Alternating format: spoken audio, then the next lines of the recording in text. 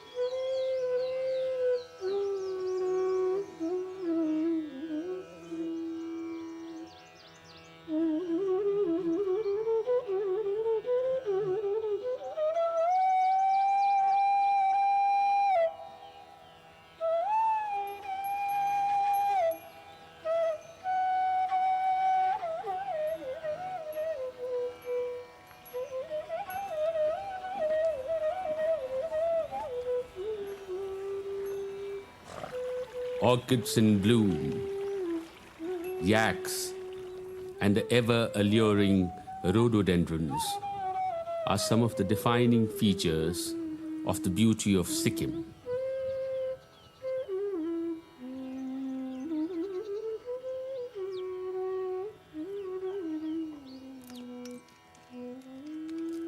A land where spiritualism is a way of life.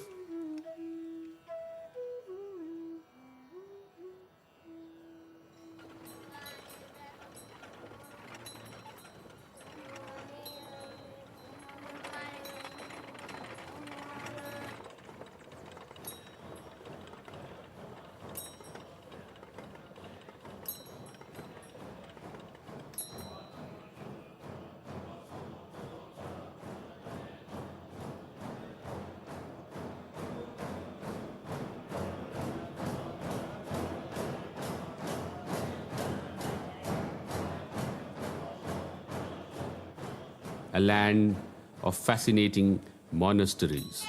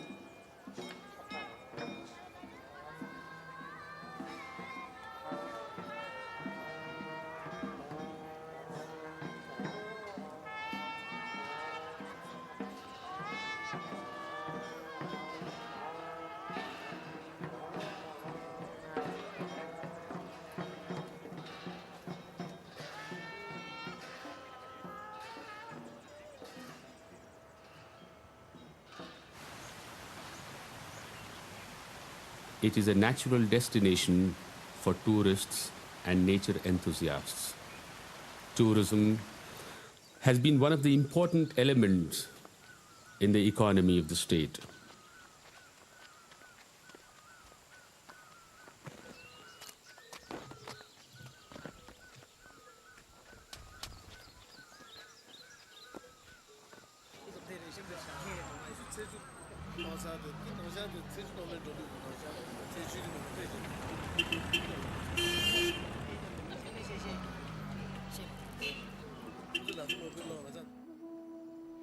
However, access to some of its remote areas has remained regulated and restricted, lest its fragile ecology is irrevocably tampered with.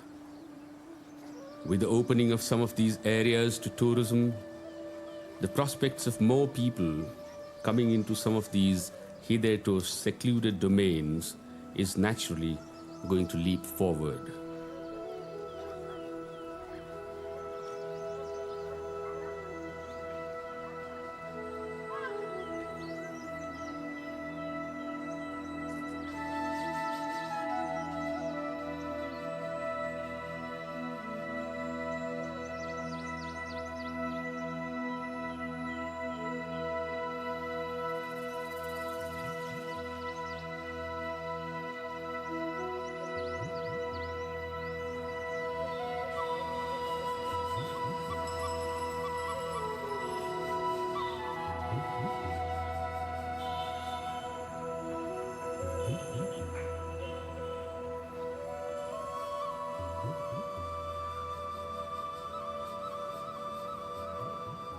Beyond the clutter of the urban scape, serenity is ever present in the life of the people of Sikkim.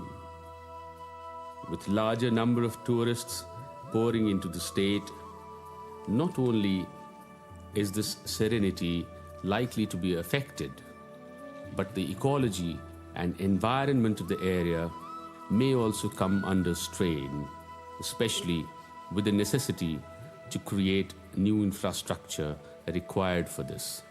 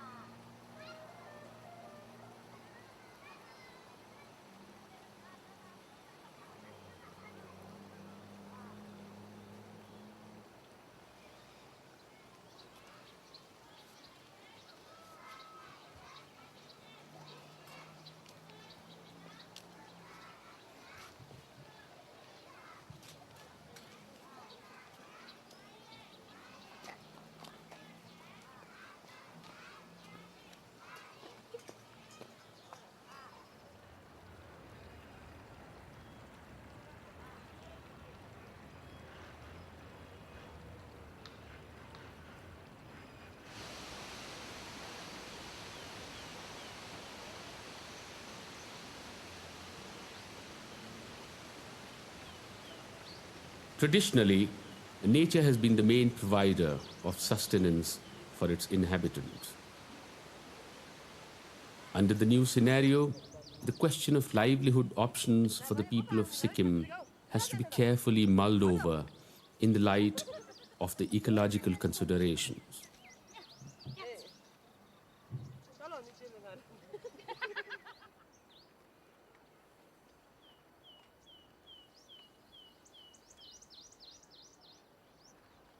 Agriculture has been the main source of livelihood for the people of Sikkim. The cardamom plantations have been the source of modest riches for many of its farmers. However, some strains have emerged of late in this sector with the problem that currently stalks the cardamom plantations.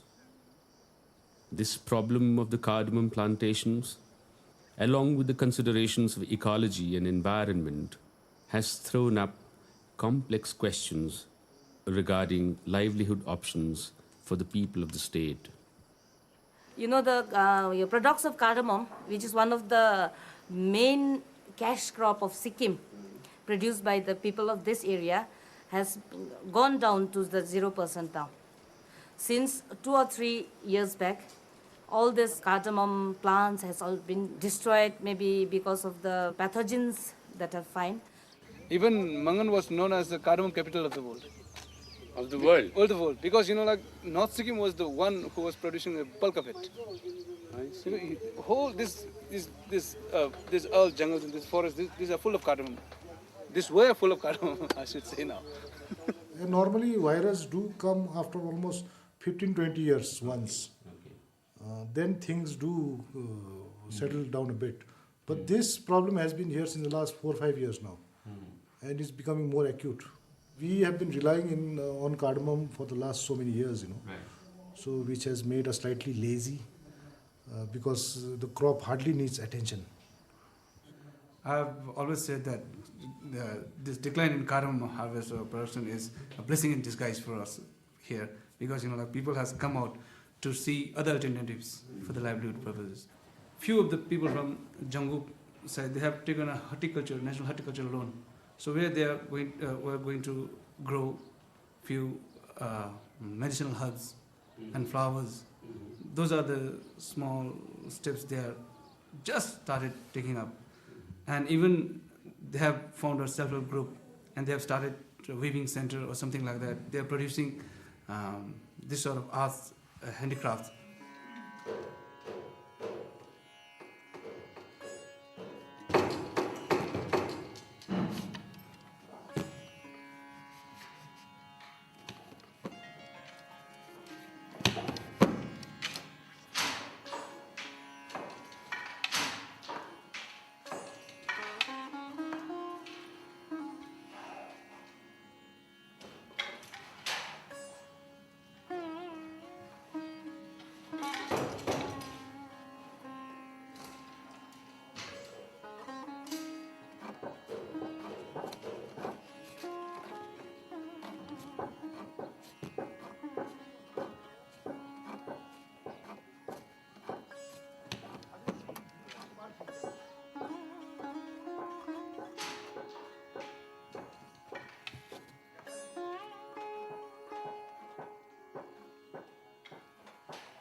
Over the years, the people of this land have also proved their excellence in traditional handicrafts, thus widening the band of livelihood options for them.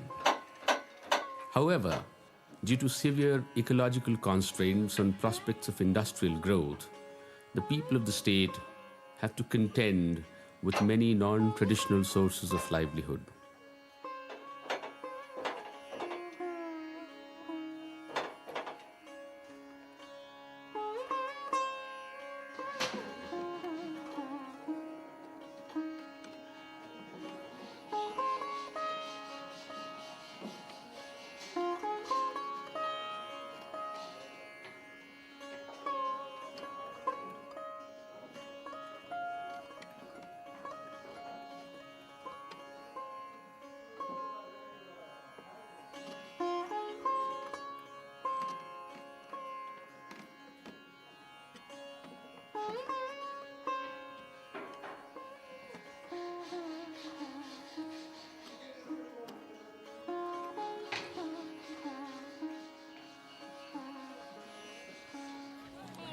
मलाई छोडिदिने कोही छ कति मलाई join गर्ने कोही छ कति छ तपाईँ तपाईँ तपाईँ तपाईँ कोही पनि छैन music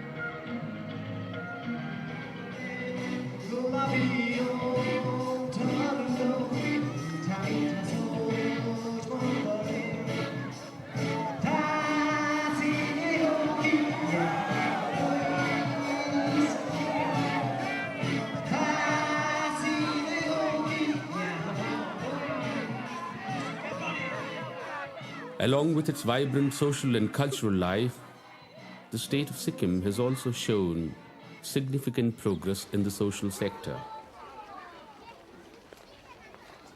Encourage the backwards and downtrodden, the underprivileged students. The Sikkim government has made a lot of good schemes. For instance, like it may be only in the whole of India, Sikkim is the only state where giving free uniforms up to class 5 level. Free uniforms. Not only that, we are to encourage poor to come to school, we are giving them school bags, raincoats. This followed by mid-day meal scheme. Mid-day meal school. Then, in addition to that, education is completely free. Every individual household में अभी तो पढ़ाई school जाता है बच्चे लोग पहले ऐसे नहीं था सर पहले ऐसा नहीं था अभी तो सब लोग सब बच्चे सब घर के बच्चे जाते हैं जाते हैं सर और एक तो घर के लोग अच्छा ये प्राइवेट स्कूल गैंगटोक में मंगन में भी पढ़ता है उन लोग बहुत इम्प्रूवमेंट हुआ है एजुकेशन में सर। लेकिन आप ये कहेंगे कि अभी ये जो पिछले कुछ वर्षों में अभियान चला है एनरोलमेंट में और लिटरेसी के प्रति ज़्यादा जागरूकता आई है यहाँ सिक्किम में? बिल्कुल यही सब क्योंकि यहाँ सेंटर पेंडाम का ना लिटरेसी रेट 95% है। कहाँ का? सेंटर पेंडाम ईस्ट के अंदर जहाँ मैंने ना करीब 18.5 साल है ना नौकरी की ईस्ट डिस्ट्रिक्ट में 95% literacy. 95%।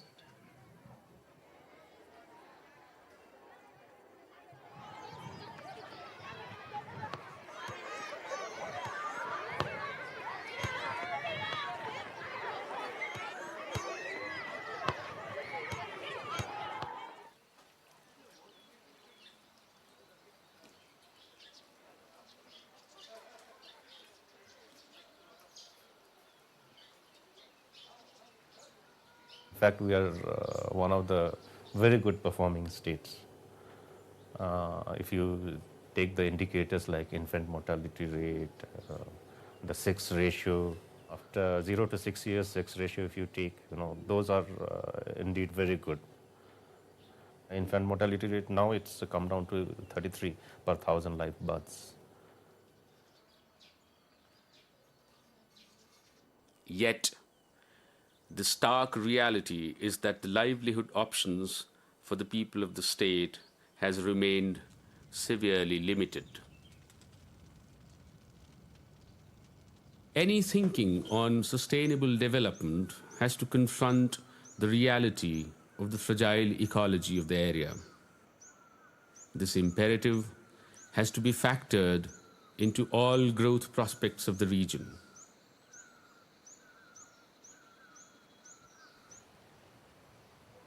So, while tourism will contribute significantly to the growth prospects, issues of conservation will have to be addressed simultaneously to prevent any adverse impacts on the ecology and environment of the state.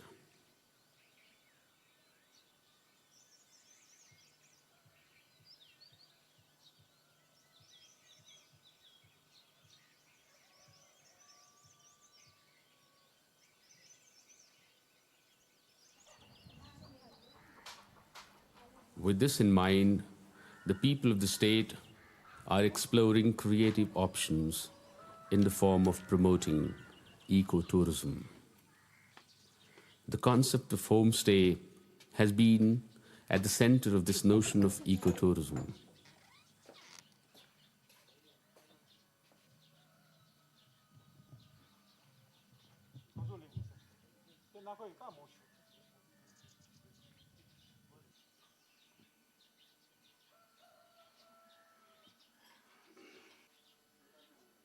We want the tourists who loves the nature. Because if you bring commercial tourists out here, it may bring some destruction in the, it may bring some disturbances, some destruction in the environment. Sometimes it's very difficult to carry on with the concept because of one side you say ecology, another side we are using the firewood. You see, so there are some conflicting things in it. Yes. So you've got to have a balance, otherwise you will lose what actually you come for, which is tranquility and beauty and remoteness. We want them to come to us, live with us, and have the experience what we are having. Take the food that what we produce out here, and have the taste of Zongu, how the people live out here.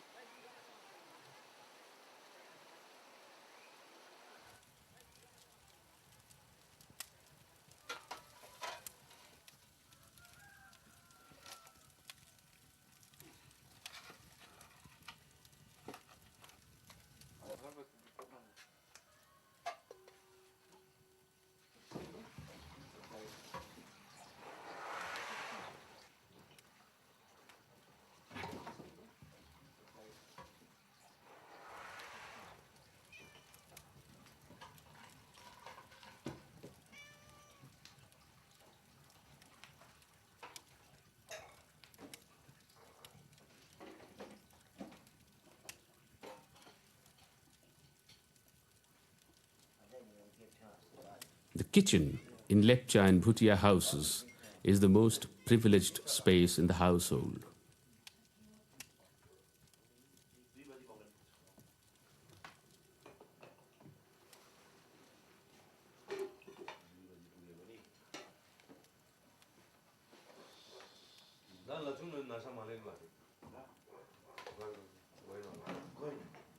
Year 2002 was International Year of Ecotourism, and in the January of year 2002 we had an international conference on South Asian Regional Conference on Ecotourism, which was held at Gangtok. So one of the presentation was on homestay. Okay. A gentleman called Tony Parr, and he had started a homestay in Nepal, in a place called Sirubari. He gave a presentation on homestay, how he's been doing it. And this homestay in Nepal is in a typical Gurung village. So we heard about this homestay concept and we liked it very much. In the same year, in the month of April, we had a big workshop here in Yoksam. The workshop was on mountain population. And then we had around 150 delegates coming over from all over these places. So since the carrying capacity of the hotel existing in Yoksam exceeded to the number of visitors over here, so we decided to start a homestay in Yoksam. We had training programs on institutional strengthening of homestay owners, how to interact with them. We have set of activities in the homestay when visitors come over here. They, besides spending time with the families, providing them with the traditional food, traditional drinks, they also have to do some activities in the homestay. The basic activities, like sometimes they go fetching firewood, they go fetching fodder for the cattle. During the time of cardamom harvesting, they also go to the field to do cardamom harvesting. Ecotourism, or what we call now community-based tourism. The concept of community-based tourism is like when the income from tourism goes to the larger section of the community, it can act as an incentive for conservation. Right. The income from tourism trickling down to larger masses. So that's how the homestay is being started here. But I think what's really important is that the Lepcha people are left out of respect that their home is protected, that we bear witness, but that we don't intrude and that we tread carefully.